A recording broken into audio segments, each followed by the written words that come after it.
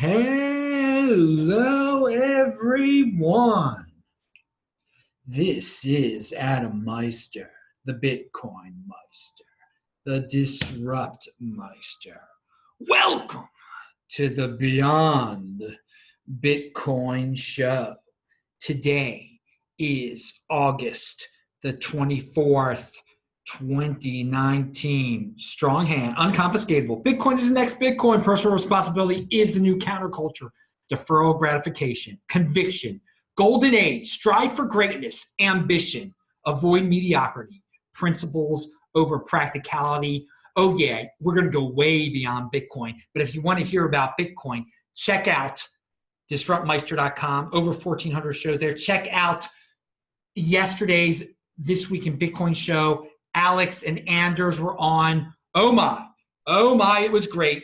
I tweeted it out on TechBalt, TECHBALT. You better be following me on TechBalt, TECHBALT on Twitter, because hey man, that's where you get the entire Bitcoin Meister ecosystems, the podcast, the tweets, the flashbacks, the videos. It's all there. But Alex and Anders yesterday, what a show. What a show. I had two guests back on, working with the technology here.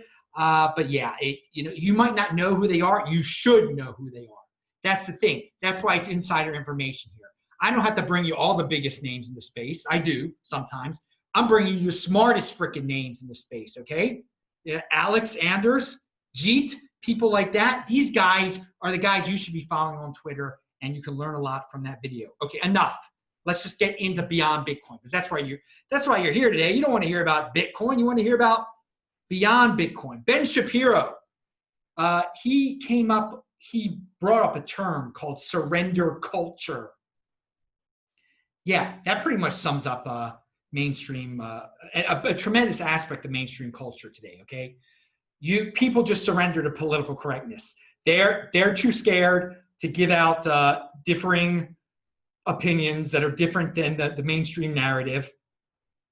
And if they do get the guts to speak against the mainstream, most of the time when they get piled on by the mainstream, they will just surrender. They'll be like, I'm sorry, I didn't mean what I say, I'm sorry, I surrender, don't hurt me. But the thing is, when they're surrendering like that, they just get pounded in more and more, forever daring to go against the mainstream mob. So do not be part of surrender culture. Who cares about fitting in, people? Who cares about fitting in? If you're going to make a statement, if you're going to make a bold statement that is where you're not going to fit in, stick with it. Have some conviction, okay? Because if you surrender, it gets much worse than like saying nothing. If you said something and then you surrender, it's worse than saying nothing, okay? All right, moving on. Doomers, the doomers of the world say that, they've been saying this for so long, but worldwide recession, United States recession is coming. Oh, woe is me. You know what I say to that? Well, most of you know what I say to that. I say, who cares?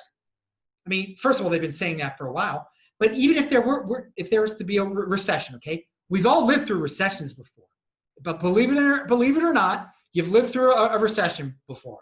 And is it the end of the world? No. Will you make it a personal recession? No. Just because there's a worldwide recession or a United States recession or whatever country you're in is having a recession, does that mean you're having a personal recession and doing nothing and just saying, woe is me, and just continuing to do the same things that got you into your personal recession, relying on the government, relying on others? Or are you going to be in motion? Are you going to learn? Are you going to switch things up? Okay, that's and so you will not. Who cares if there's a nationwide recession that's going on? You are an individual that can thrive under all sorts of circumstances. Okay, so it doesn't matter. Who gives a darn if there's a recession in the United States? People are still going to be making money. You are an individual. You do what you can do to thrive. I know you can do what you do. You've got a brain. Use that brain to thrive under all sorts of circumstances. So do not go into a panic prison because of the recession talk. It's not, it doesn't have to be a personal recession. Pound that like button. So let's talk about some more collective panic here, okay? This is if Ruth Bader Ginsburg passed away today, let's say she passed away all of a sudden. I mean, how would your life as an individual change? I mean, think about that. Why do so many people spaz out at the mere mention of what would happen if she passed away? I mean, they are collectivists, that much of collectivists, that if they spaz because it would be a win for Trump. And that would hurt them if Trump would win. First of all, it's not a win for Trump. Who cares? And who cares? It's all a soap opera. It's a soap opera when you're putting so much of your personal time and value into a Supreme Court, someone who's on the Supreme Court or someone who's president of the United States. Her passing away makes no difference in an individual life. If she passed away today, how would your life be different on Monday or Sunday? Would you be paralyzed? Could you not continue? Would you not be able to do what you could do the day before when she was still? No. Let's break this down into your everyday life. You're putting these people on pedestals when they don't affect your everyday life at all. It's all a time-wasting excuse, okay? Putting all this drama into Ruth Bader Ginsburg. And some people, most people want to do that. They just want to come up with excuses, and they don't want to change their own lives, so they put all their faith in one person. If that person disappears, then like, woe is me, the world is over now, my life is ending. But no, the Supreme Court does not own you unless you allow them to, okay? The president doesn't own you unless you allow him to. And so many people, whether they hate the president or like the president, they let the president own them and control them and take up huge chunks of their time. So no, it's unfortunate when a person passes away from cancer. That happens, but it's not going to, I'm still going to be able to be Adam Meister. I'm still going to be able to follow my system, a new show every day. Pound that like button. It shouldn't affect you either. Okay. Namibia. I was thinking of Namibia again lately. I was in Namibia in 2016. I've mentioned this, I think, on my regular show, but they have something called the Namibian dollar there. They just print something called the Namibian dollar, and they say this is worth 1 South African rand, and it is. It just is. Now, you can't use the Namibian dollar outside of Namibia. You can trade it in South Africa, I think for like 75% of a rand, and then you can't use it anywhere else. But it is amazing that people, how a country can so easily create value out of thin air. Now again, the people are docile. The people just accept it. They accept their lot in life. They're like, okay, our government can keep on printing this stuff as long as they take care of us. It's worth what it's worth.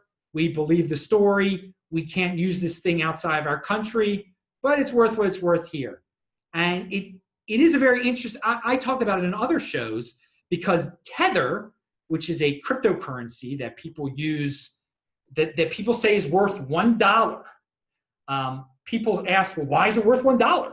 It's based on nothing. And people say, well, the Tether has a bank account. Well, we really don't know if they have a bank account or not. But it shows you, I mean, if a country can pull this off with a useless fiat currency, surely a cryptocurrency can pull this off. And it has a use case. It allows people to, it's ridiculous. It allows people to trade Bitcoin easier. How about that? We'll leave Tether's definition at that.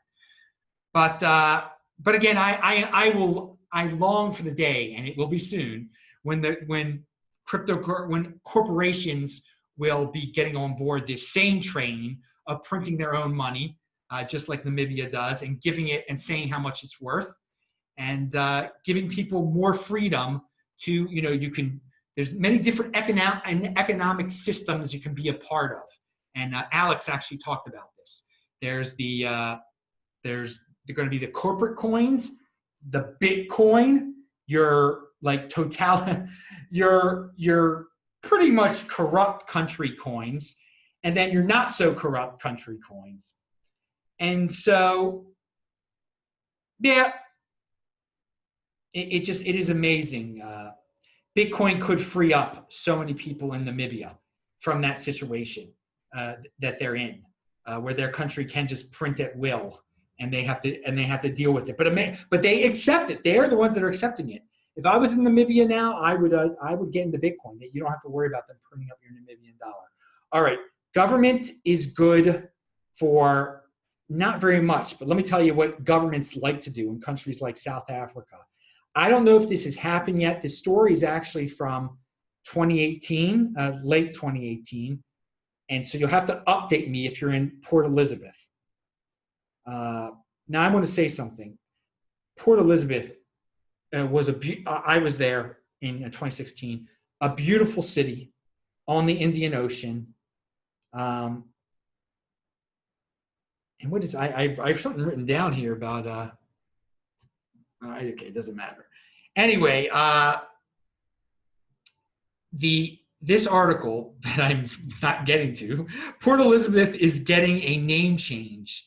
Here are 3 popular options. South Africa, the government, they've got all sorts of lovely issues in South Africa, okay? But the government thinks, hey, a pressing issue is to change the name of a city from the Port Elizabeth. That's the old South Africa. We want to just change the name. I mean, what difference is that going to make? Okay. Now, I don't think government should be interfering in. Government is a huge waste of money. But if they're going to spend money, instead of renaming, why don't they fix the physical infrastructure of the roads that are falling apart, and then they can give those roads names, okay? New names, and that could be their naming thing. Again, this renaming stuff just appeals to the 80%ers so much. It looks good on paper. It accomplishes nothing. It's feelings over facts. The country's still crime-ridden. I remember I believe it was Halloween, or maybe the day before Halloween, whatever, when I was there in Port Elizabeth. And it's 5:30, and it's light outside, and I'm running. All of a sudden, I hear a woman screaming, and the next thing I know, I never saw the woman. It's in broad daylight, and these 2 young guys come booking just right past me. One of them's got like a purple purse in his hand, and another one's got a knife in his hand. And again, so is renaming Port Elizabeth going to fix this issue? No. It's not. It's not going to. Can government solve that issue that I just brought up? Kids mugging women. That is definitely a personal responsibility type of thing. They're not doing it because it's called Port Elizabeth. They're not doing it because whoever is the prime minister. People have to take responsibility and know, that is not that's not a good thing to do.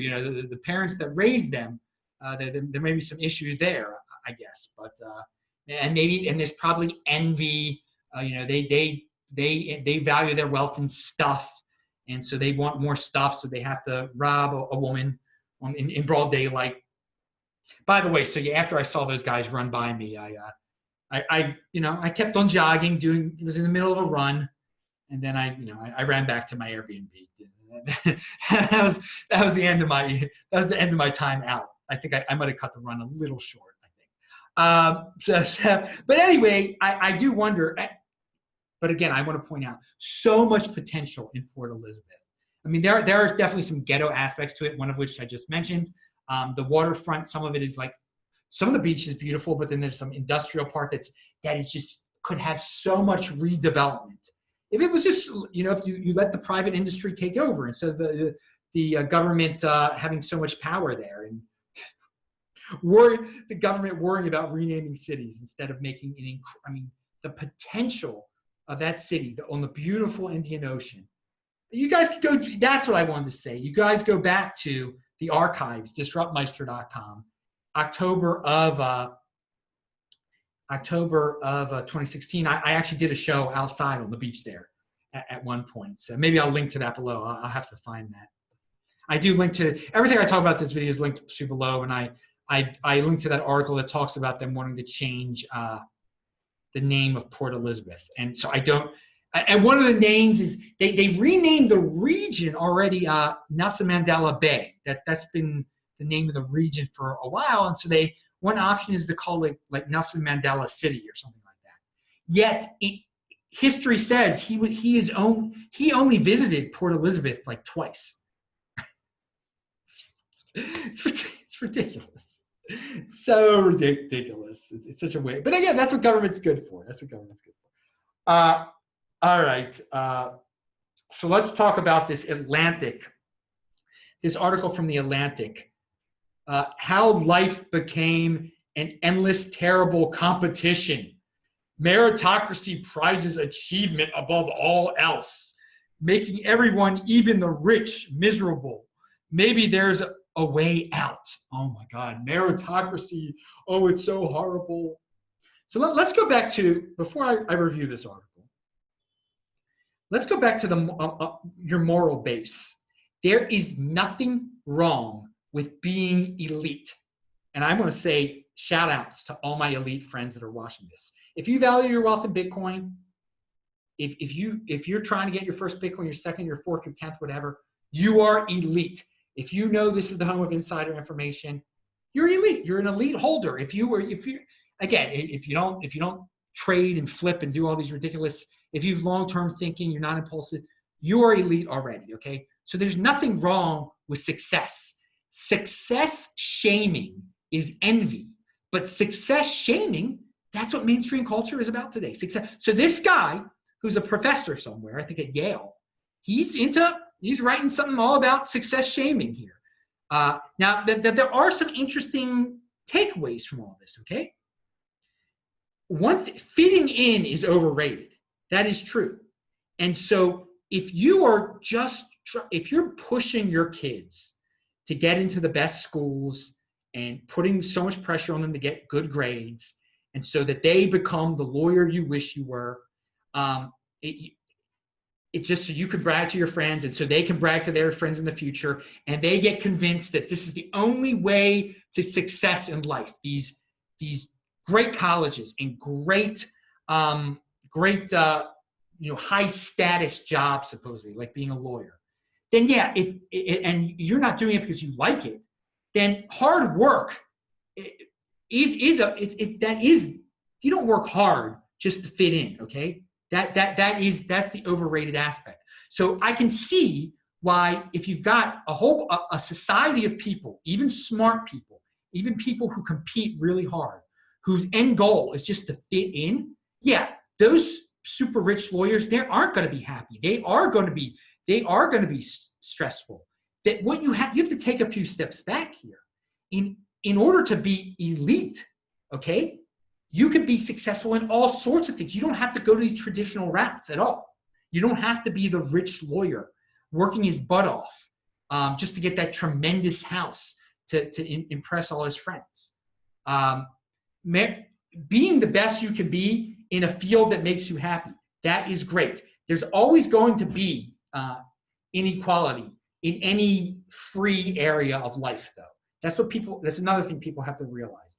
Whatever you're going to get into something that makes you happy.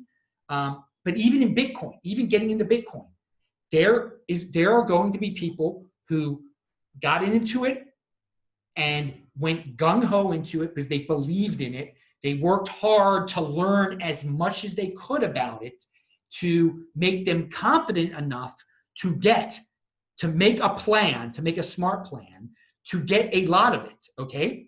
So there's going to be an uneven distribution in Bitcoin. There's going to be an uneven distribution in so many different fields. You have to get used to that base in life, okay?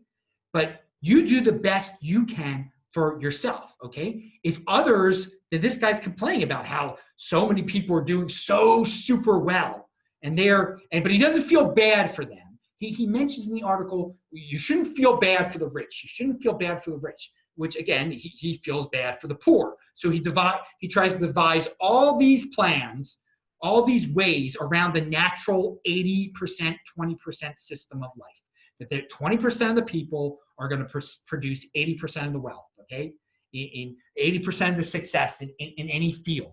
Now, again, you don't have to be in that field. You can find your niche in life where you're going to be that 20%er, where you're going to produce 80%, where you're going to be way ahead of the curve.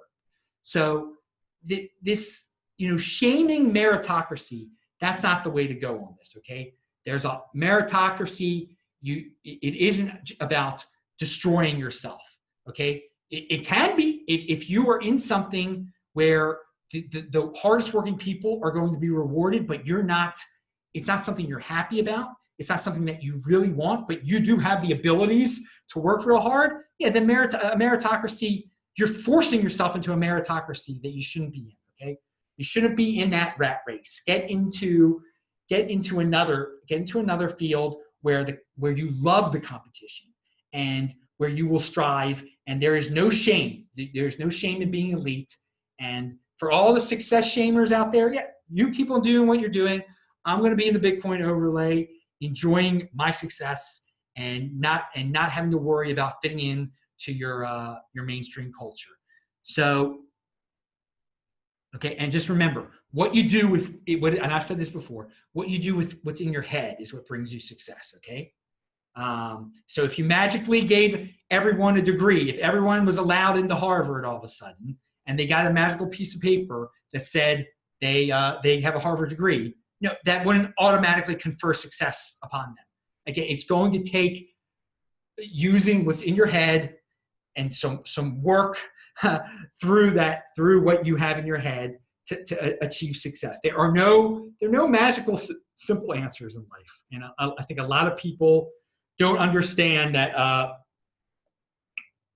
that stuff has to be produced by someone. Okay, there are producers in life, and you could be a complainer in life, you could be a hater in life, but it's the producers that everyone, society as a whole has a never-ending desire for more. Okay, and so producers are always going to be necessary. So there's not a limit out there to the amount of producers that are possible. You just have to be willing to be a producer and to find your little niche there. Okay, so always you can be ahead of the pack. You could whatever, but you just got to pick a pack that you are comfortable in. Again, don't let mainstream society define what is your success. Being the Hollywood star, that's what success is. Being a big time lawyer, being a big time doctor. No, that's not that. Choose your own way. Define your own success. Being a Bitcoin holder, that's how I define success right there. And it does, again, this is just assets. Get assets in life. It's not about impressing other people with stuff. It's about assets, real assets, whether it be your assets for your brain. Knowledge is an asset. Wisdom. People value youth over wisdom a lot of time. We'll get into that in another thing. Wisdom is something that comes with experience, and that's why we're always going to have the youth making their impulsive decisions, which is great. Many people start out 80%ers, they become 20%ers. The youth are mostly 80%ers. All right, moving on. Pound that like button and check out this Event Horizon, which is a sci-fi, it's a space channel, okay? Very interesting character that was on the show, talking about genetically modifying humans to be able to live on Mars. And thus, we're going to have the technology one day. Because right now, if you're a human and they dropped you on Mars, you would die. And obviously, you couldn't breathe. But if you were human and you were given a shelter there and a spacesuit, you also would eventually get cancer and die a horrible death at this point. But if one day they're going to be able to genetically modify people before they're born, most likely, to maybe you don't need lungs or something like that. And so you would be able to literally the technology will come about. And I know this sounds scary, but to change humans so much that they could walk around on Mars, so that, you know, it would be negative 80 degrees and they would be fine. They would be fine. And I never really thought of it that way. That's a solution to getting men on Mars, by creating Martians, basically, out of us. Now this brings up some issues, to say the least. But first, there would be animal experimentation that would lead scientists on a path where they knew they would be able to do this correctly. I mean, I'm not saying this is going to happen tomorrow, but this is something that we could see. We could definitely see in this century, I guess. And you know, just the way things are progressing. Something like that, although controversial, does excite me, because I think expanding our and again, if we got Martian humans there, then they would thrive and maybe figure out a way to get real humans there eventually. Who knows? I am definitely into getting human beings off of this rock, one way or the other. Now, again, people would just say, well, then they wouldn't really be humans anymore, would they? And that is an interesting question right there. But I'm just saying, check out the video. I like stuff like that. That's way beyond Bitcoin. It made me think. Follow me on Twitter at TechBalt, TECHBALT. Remember that. I don't tweet much off about space. Most of it's about Bitcoin, but you never know where you're going to get on there. What else do we have? All right. Socialism is for those who want to cruise through life. I think I'm getting this from Yaron Brook. I think I'm summarizing. I don't want to misquote him or anything like that. But socialism is for those who want to cruise through life, who want others to make decisions for them, who want others to think for them. Thinking is the new counterculture, people, basically. Again, can you blame a childish mind, someone it's easier to be a collectivist. That's the default. You're born a child. Individualism is the accomplishment. So, yeah, if you want to cruise through life, if you want someone else to take care of you, someone else to make that is easy for someone to take care of you. So, you know, when I was a kid, life was pretty darn easy. You know, my parents drove me places. My parents, you know, decided where I was going to go to school. My parents decided what I was going to eat. It was really easy. And then I just got to. My parents paid for my clothes, took me places, and the rest of the day, I played around, watched TV, did all these things. What a life that is. And some people don't want to leave that life. Okay, they want the government to be their parents, but again, so it becomes a sickness. You know, they don't want to think. Okay, and so maybe as a kid that can be cool, but as an adult, I cannot imagine not wanting to think. Controlling your own destiny is a great, glorious feeling. Being an individual is great. Is great. That's the path I go on. But if you want to, hey, personal responsibility is a new counterculture. If you want to put your faith in the government and take care of you from cradle to grave, be my guest. You know, if you get sick and then you rely totally on them to take care of you, good luck. That's I don't think that's too pretty of a situation there. All right. What do we have? And again, we live in those people don't value success at all. They're into the socialism that's into success shaming. That's success shaming right there. Oh no, you don't need to work hard. You know, just things should come natural from the sky. The government will provide. And again, people, I have no problem. I'm not going to be that. If you want to do that, you can do that. I don't think anyone should be forced into any system. So if someone were to force me into that system, I would be very unhappy. But no one's forcing me into that system, and I'm not forcing anyone into my system. I'm not forcing anyone to watch this show with my views. So if you don't like the views, you can turn it off. That's the beauty of the free market. Okay. Now, what's this thing I have here? Well, in this world in this country that we live in, when we have to have passports and green cards, and the problem with the immigration problem in the United States, Yaron Brook brought this up. It's really a welfare system problem, okay? If the United States was not such a generous welfare state, if we didn't have all this free stuff, then the people who would come here would want to work and would want to produce and wouldn't want to live off of others, okay? All right, so that's if you're a person that's into the wall and all that stuff and the border, instead, I say make sure you're set up first, okay? As an individual, first of all, are you successful? Because it's not going to make you successful in life by worrying about these national issues. But if you're already successful in life and you want to worry about a national issue, then worry about then be an activist, I guess, on the welfare state of the United States. Because again, if there was no welfare state here, we wouldn't need a wall. We wouldn't. The poor people could come and go as they please. There'd be no problems at all.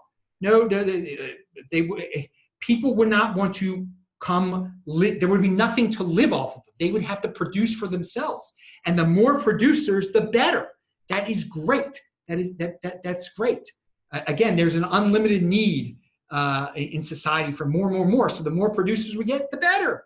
There'd be no welfare state at all. So Yaron Brook brought that up. So, but again, it looks to me that we're not anywhere close to getting rid of the welfare state. So how about this? If you want to be a citizen of the country and you're here illegally, then you have to pay a passport tax. You could make there be a huge tax on passport in order to get a United States passport or to become a citizen. Let's call it a citizen tax, okay? All right, you pay the fee and so that contributes to the welfare state.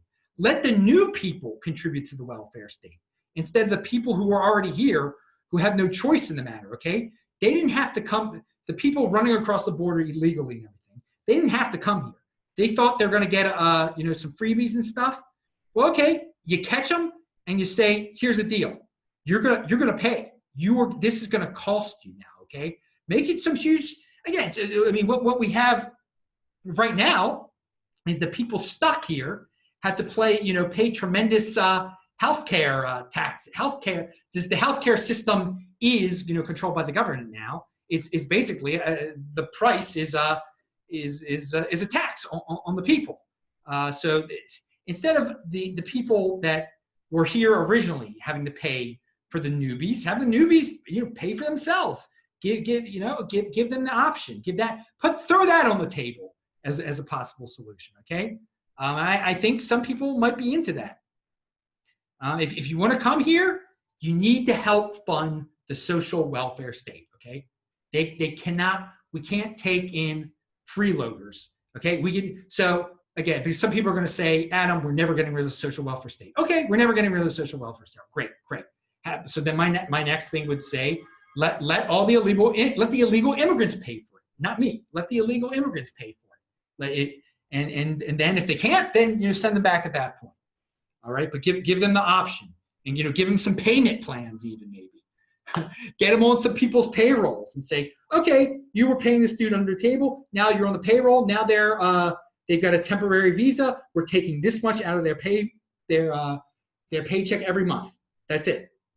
All right, and they will pay their way into the United States, and then some of them will be like, oh, that's unfair. Well, then they can go back.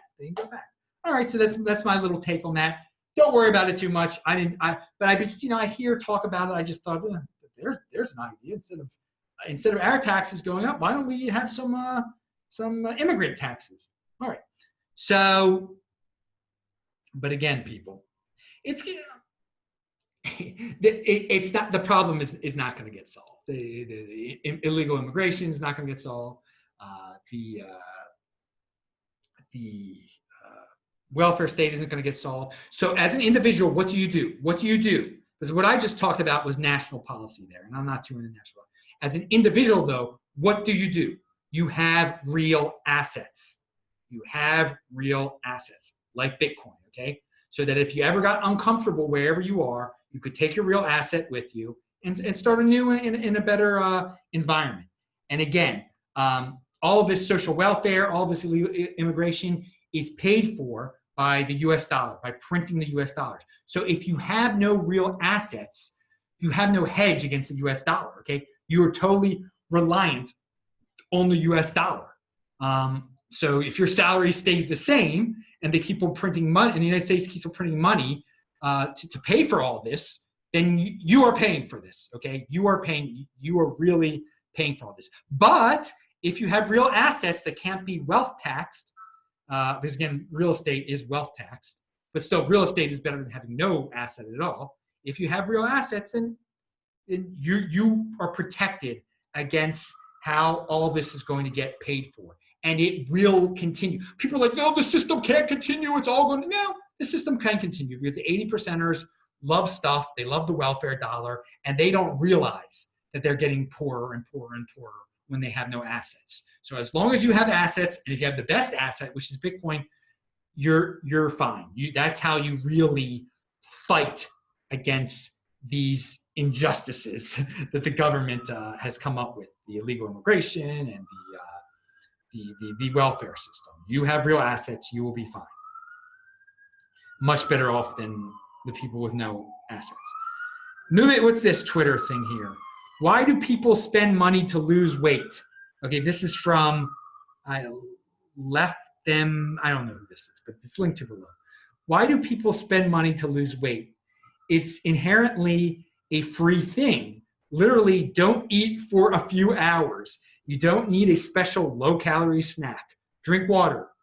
I have read several wrong answers below. The only right one is lack of discipline. Okay, so that was a person suggested that, and then people try to make up excuses, and then that person said, no, it's just a lack of discipline. Okay, you do not have to pay to lose weight. You just need discipline. Stop eating. Just don't eat for a while. Just drink water. Don't drink soda. Discipline is free, people. Discipline is free. You just have to conjure it up, okay? And that's, if you're able to hold a Bitcoin, if you've held a Bitcoin until past the 2020 halving, if you made a plan, in 2016, I'm getting Bitcoin, I'm not touching it till you have discipline, you should be able to lose weight easily. Long-term thinking, deferral of gratification. But some people will never get it because they're still living a child's life. What's this? The term silent majority was popularized by Nixon.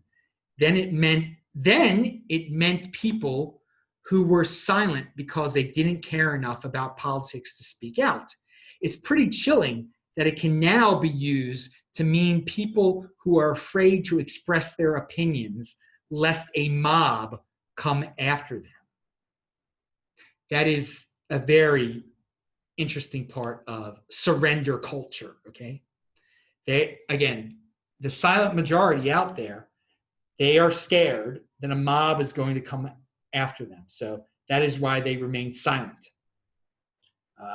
That's how they surrender. Now, some of them actually do speak up, but then they say they are sorry. And then that's a worse form of surrender. But I do think, we have a new definition of the silent majority now. Just people who want to fit in so much and are scared of a social media mob taking them down. Again, fitting in is overrated.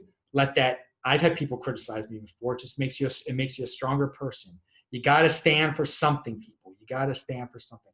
Now again, not everyone is meant to speak up. Not everyone, but if it's like literally hurting you to fit in, you've definitely gone the wrong way. You're fitting in is overrated. So if you're getting sick to your stomach because you're keeping in what you really believe, you should change your ways. They're not your real friends if you get sick, making up excuses why you can't really talk the way you want to in front of them. All right, what is this? Del Anna Luca says, this will make you think. Values are short-term cost with long-term benefits.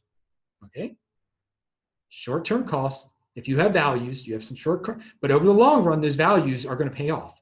Sometimes we forget that these costs are worth paying. So sometimes people have no values. Then we begin to decay as we do not reap any long-term benefits. So again, you have no value. You didn't pay the short-term price of standing for something. So you stand for nothing. Over the long term, you're not getting any benefits for standing for anything. You're just falling apart over the long term.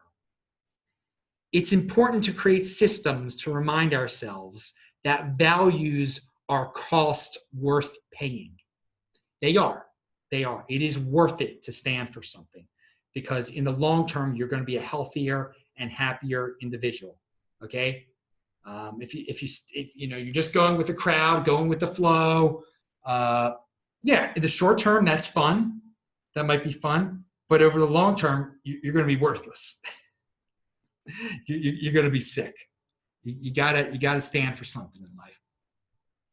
All right. So, and that again is from I did not come up with that tweet. It's a good one. You can link to. It's linked to below. Del Anna Luca.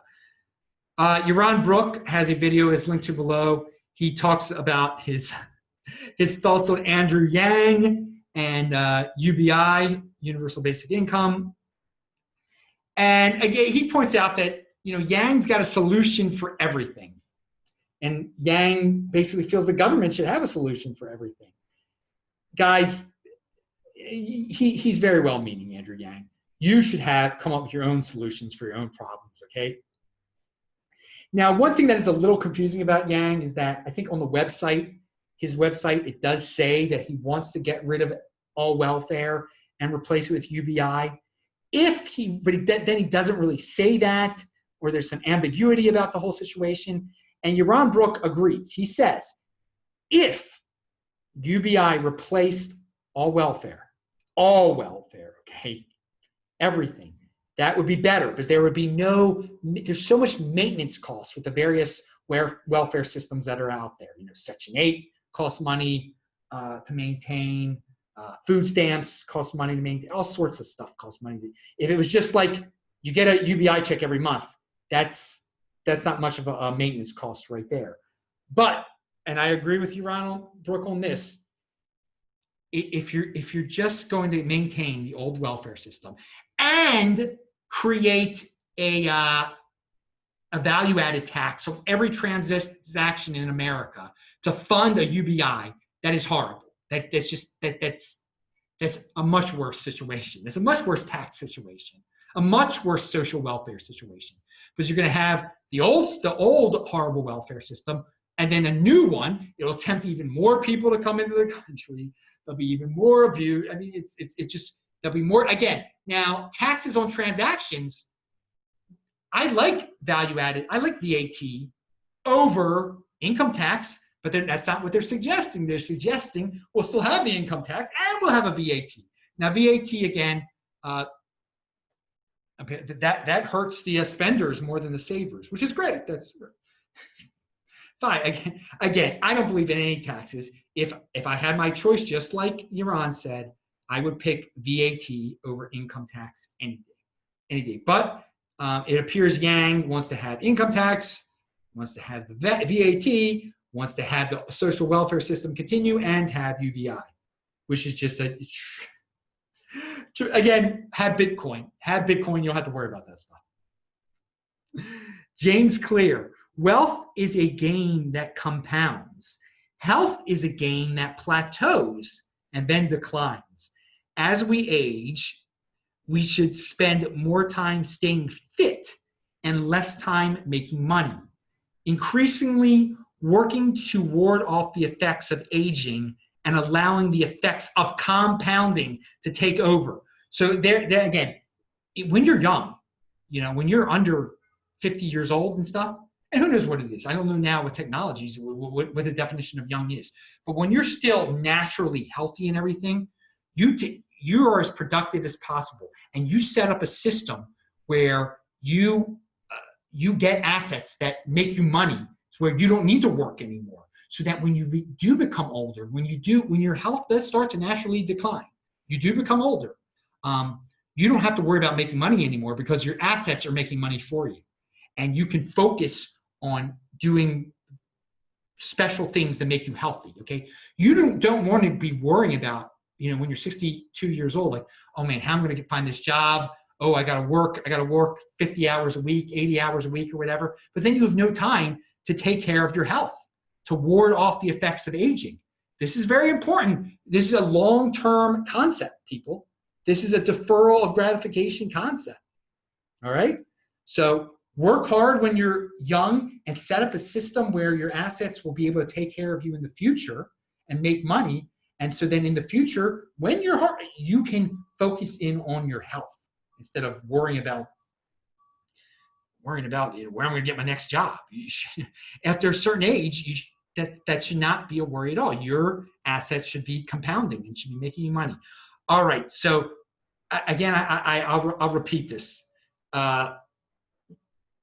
MMT, reparations, whatever it is, whatever comes down the pipe, the next big 80%er theory that might be incorporated by the government in some way, what protects you against this is real assets that cannot be wealth taxed. Bitcoin is the best one, okay? Bitcoin. So again, you could throw up your hands in the air and be like, oh my God, MMT doesn't work. Oh my God, reparations shouldn't happen. And you can just scream, or you can prepare and just get Bitcoin. All right. But I've said that a few times in this show. Pound that like button.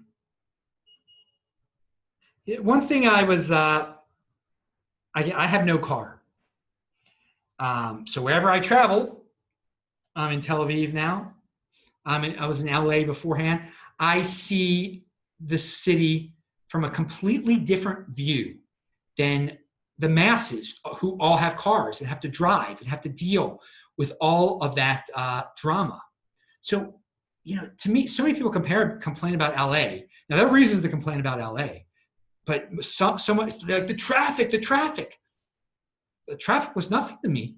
I walked everywhere. I ran everywhere. I never had to. My car never got broken into because I didn't have a car. I never had to pay $5 for gas because I never had a car.